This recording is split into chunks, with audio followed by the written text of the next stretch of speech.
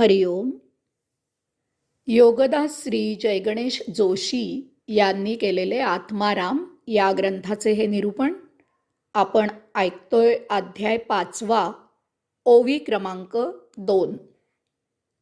या मनाचेनी संगती जन्म घेतले पुनरावृत्ती, माया माईक असोन भ्रांती, वरपडा जालो होतो. येथे संगती असा फार मोलाचा शब्द वापरला आहे.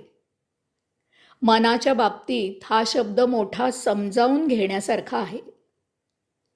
संगती याचा अर्थ असा आहे की दोन जणांनी किंवा एकाहून जास्त जणांनी एकत्र येऊन आता येथून पुढे प्रत्येकाने स्वतःच्या गतिमतीप्रमाणे आचरण करायचे नाही. आता त्या दोघांनी किंवा त्या सर्वांनी एकाच गतीने, एकाच विचाराने, एकाच प्रेरणेने वर्तन करायचे आहे. यामधून सर्वांची प्रगती एकाच प्रकारे करायची आहे. उदाहरणार्थ, साधा सरळ भोळा असलेल्या, निर्व्यसनी असलेल्या बाळूची आणि बेडर असलेल्या दारू पिणाऱ्या काळूची संगती झाली. त्यामुळे आता बाळूने भोळसटपणा सोडलेला आहे आणि काळूने दारू सोडली आहे. अशा प्रकारे दोघे आता येथून पुढे एकत्र राहत आहेत आणि यामधून दोघेही दोघांची उन्नती साध्य करू पाहत आहेत. याला सुसंगती असे म्हणायचे. परंतु कधी निराळेच घडते. बाळू बेडर होतो आणि दारू पिऊ लागतो, किंवा काळू भोळसट आणि निर्व्यसनी होतो. यामधून एकमेकांचे अवगुण नष्ट न होता एकमेकांचे अवगुण स्वीकारले जातात. या दोघांचीही अधोगती होते. याला कुसंगती असे म्हणायचे. वास्तवात असे घडायला पाहिजे. आपण आंघोळीसाठी पाणी गरम करतो आणि ते पाणी अंगावर घेण्या इतपत होण्यासाठी त्यात गार पाणी मिसळतो. अशा प्रकारे गरम आणि गार अशा पाण्याचे मिश्रण करून आपण आंघोळ करतो.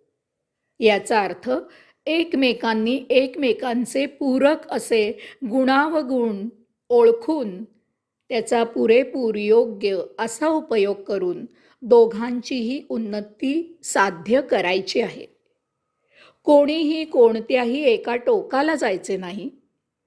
सर्वांचा समन्वय साधायचा आहे. याला संगती असे म्हणायचे. जीवात्मा आणि मन यांच्या बाबतीत नेमके हेच व्हायला हवे आहे. त्यांची संगती जमायला हवी आहे. मनाने भौतिक भोगापवर्गतेच्या आहारी जाऊन उपभोगात रममाण न होता त्याने जीवात्म्याच्या प्रेरणेने वर्तन करायचे आहे. तसेच जीवात्म्याने मनाप्रमाणे चिकाटी, जिद्द, यश मिळेपर्यंत झटून योगधामाची यात्रा करायची आहे. अशा प्रकारे या दोघांची संगती झाली की देहादी इंद्रिये जीवात्म्याच्या सेवेला रुजू होतात. येथे संचिताप्रमाणे आचरण होते आणि मुक्तीची यात्रा झपाट्याने मार्गस्थ होते. अशा प्रकारे सुसंगती नको आणि कुसंगतीही नको. संगती हवी आहे. सुसंगती झाली तर आध्यात्मिक भोग निर्माण होतील आणि कुसंगती झाली तर भौतिक भोग निर्माण होतील. आपल्याला देहधर्मापुरता भौतिकाचा उपयोग हवा आहे आणि मुक्तीसाठी अध्यात्माचे आचरण हवे आहे. परंतु होते भलतेच.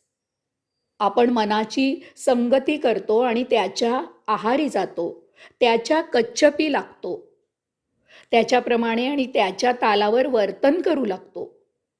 आपण आपले साक्षीत्व हरवून जातो. मनाला हेच हवे असते. यामुळे संचिताप्रमाणे जीवन न जगता आपण संचितापेक्षा निराळे उपभोग घेऊ लागतो आणि आपण अशा प्रकारे या भौतिकात आयुष्य जगत भरकटतो. येथे आपण आणि आपले मन यांच्या संगतीची विसंगती होते.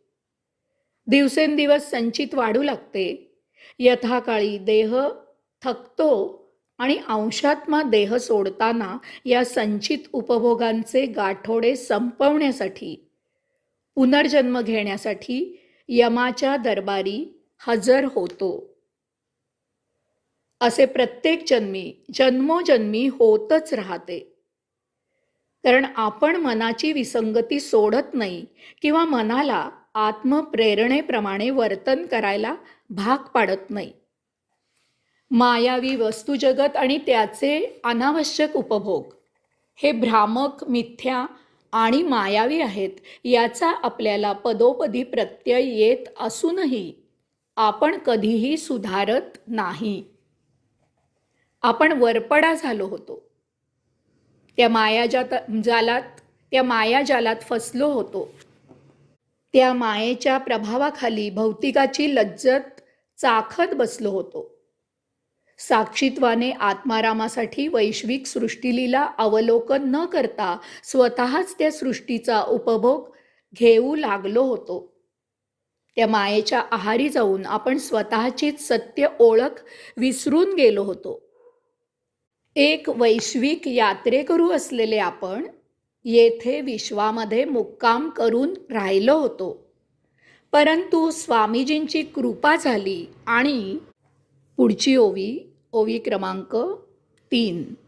जी मी मानवी किंकर येकाएकी जालो विश्वंभर, संदेह तुटला थोर यातायातीचा.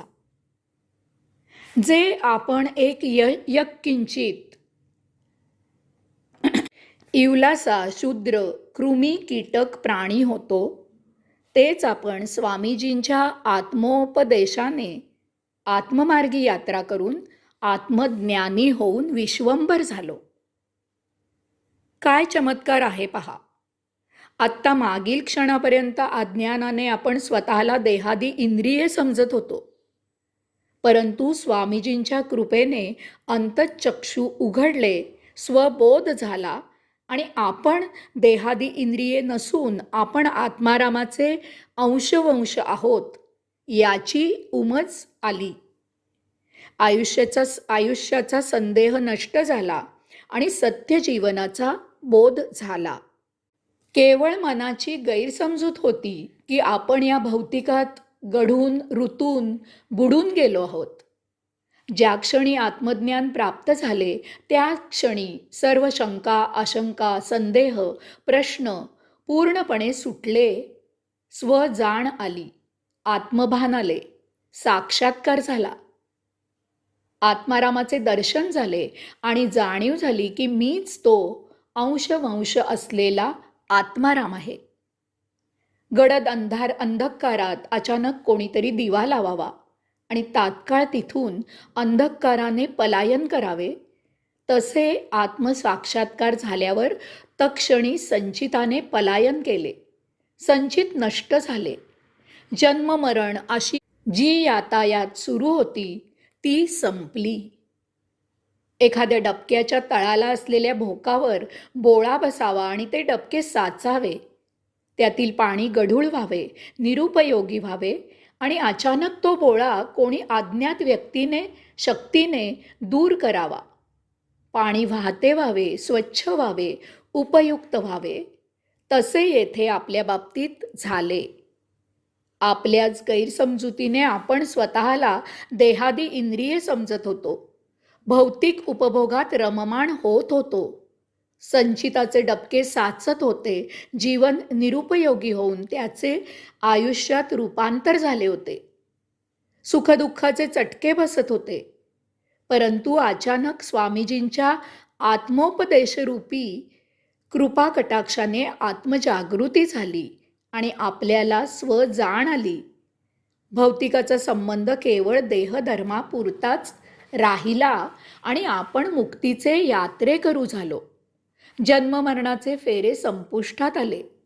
मागील क्षणापर्यंत एक क्षुल्लक भौतिक जीव असलेले आपण आत्मारामाचे अंशवंश म्हणून जीवन जगू लागलो.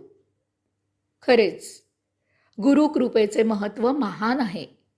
आपण खाली खाली गर्तेच्या मार्गाने आपल्या आयुष्याचा प्रवास करत होतो, परंतु स्वामीजींच्या आत्मोपदेशाने आपण ऊर्ध्वमार्गी योगधामी जीवन यात्रा करू लागलो. हरिओम.